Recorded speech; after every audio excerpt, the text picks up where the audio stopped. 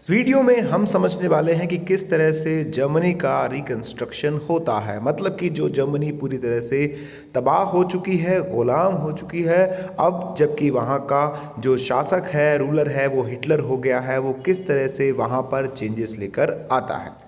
Hitler ने देखा कि जर्मनी के अंदर इकोनॉमिक प्रॉब्लम बहुत ज़्यादा है, तो इससे उभरने के लिए उसने जो वहाँ के इकोनॉमिस्ट थे, जर्मन इकोनॉमिस्ट हेल्मर साख्त, उनको ये रिस्पॉन्सिबिलिटी दी कि आप कुछ ऐसे प्लान्स बनाइए जिससे कि हमारे देश में पैसा आ सके, जो प्रोडक्शन है वो दोबारा से स्टार्ट हो। इसके बाद हेल्मर ने state funded work creation program बनाए, यानी कि वैसी इंडस्ट्री हम तैयार करेंगे जिनको स्टेट फंड देगा, उनको पैसा मुहैया कराएगा। नतीजा ये हुआ कि वहां पर प्रोडक्शन बढ़ने लगा। जर्मन की जो वॉक्सवैगन कार कंपनी है और जो जर्मन का सुपर हाईवे है, वो इसी प्रोग्राम की देन है।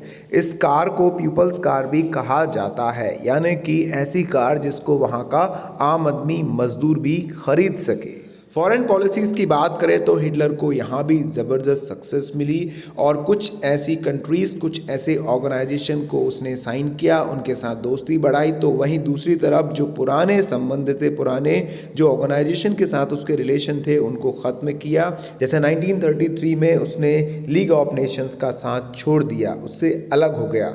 अपने एम्पायर को बढ़ाने के लिए उसने राइनलैंड पर दोबारा कब्जा किया और उसके साथ साथ one nation one leader one empire के नारे के साथ ऑस्ट्रिया को दोबारा अपने साथ 1938 में मिला लिया। इसके बाद उसने चेकोस्लोवाकिया के कब्जे वाले जर्मन भाषी सुडेटलैंड प्रांत पर कब्जा किया और फिर पूरे चेकोस्लोवाकिया को हड़प लिया। इस दौरान उसे इंग्लैंड का भी खामोश सपोर्ट मिल रहा था, क्योंकि इंग्लैंड की नज़र में जो वर्साई की ट्रीटी हुई थी, उसके नाम पर जर्मनी के साथ बड़ी नाइंसाफ़ी हुई थी, इनजस्टिस हुआ था। डोमेस्टिक और फॉरेन पॉलिसीज़ पर जल्दी जल्दी मिली इन सक्सेस से उसे ऐसा लगा कि देश की नियति अब पलटने वाली है।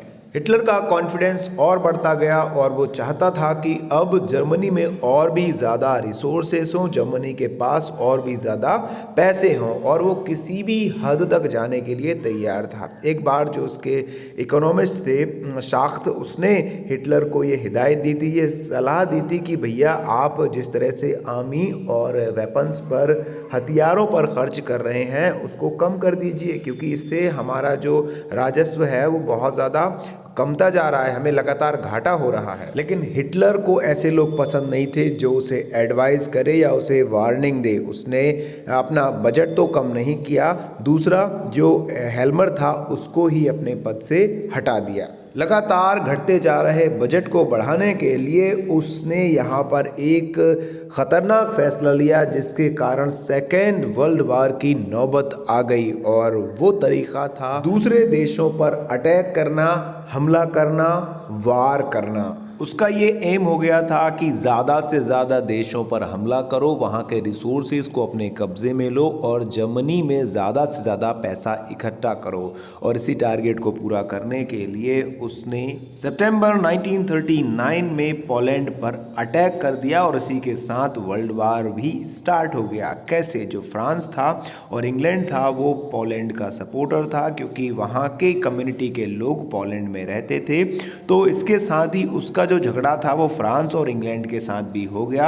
नतीजा, ये लोग भी इस वार में शामिल हो गए। सितंबर 1940 में जर्मनी ने इटली और जापान के साथ एक थ्री पार्टी पैक्ट साइन किया। अब एक तरफ जर्मनी, इटली और जापान थे, तो दूसरी तरफ फ्रांस, ब्रिटेन और पोलैंड थे। लगातार कंट्रीज के जुड़ने के साथ ही जो हिटलर की पोजीशन थी और भी ज़्यादा स्ट्रांग हो गई। यूरोप में ज़्यादातर जो कंट्री थी वहाँ पर नाजी जर्मनी को सपोर्ट करने वाली जो गवर्नमेंट थी उनको बिठा दिया गया। इतना सब कुछ अचीव करने के बावजूद भी हिटलर यहीं पर नहीं रुका। उसका एक लॉन्ग टर्म ड्रीम था ईस्टर्न यूरोप पर कब्जा करने का।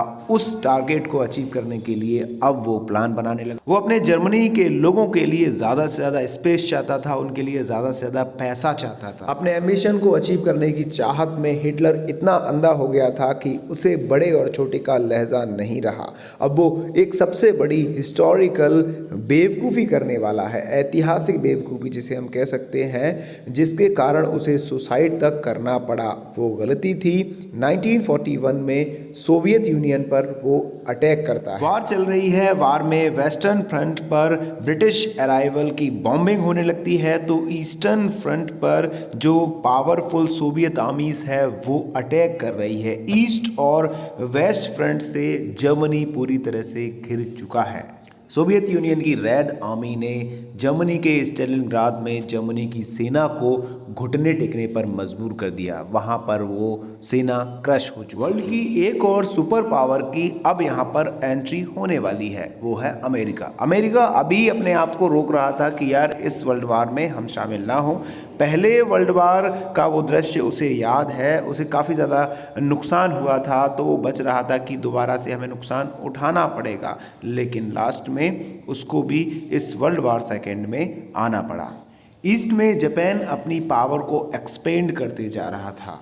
फ्रेंच इंडो चाइना पर जापान ने कब्जा करने के बाद अगला टारगेट बनाया जो पर्ल हार्बर में यूएसए का नेवल बेस था, वहाँ पर अटैक करने का। और ये जापान की सबसे बड़ी गलती हुई। नतीजा ये हुआ कि जो अमेरिका था वो भी इस वार में कूद पड़ा।